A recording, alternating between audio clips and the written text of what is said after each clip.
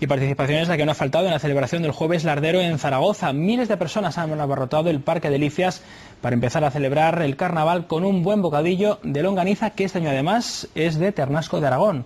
Se han repartido más de 6.000 raciones.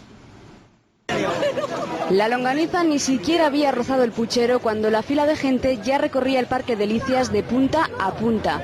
Es el efecto llamada de un jueves diferente al resto.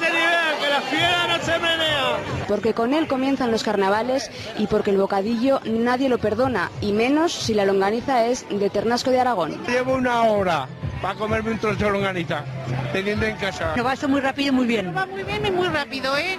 O sea que y muy organizado además. Pues a ver el ambiente, ya que nos den un buen bocadillo. Pues entonces digo, pues hay que aguantar para comer por lo menos uno, tengo poco con dos. Pues. Todos lo quieren a ver cuál más grande. Aunque dicen que la espera merece la pena cuando por fin el objetivo se cumple y se consigue el ansiado mordisco. No la he catado, pero había una fila hasta allí, hasta cerca de la Avenida Madrid. Yo vengo aquí porque es gratis. En total se han repartido más de 6.000 raciones de longaniza en un jueves lardero en el que la tradición manda llenarse el buche para aguantar la fiesta que está por venir.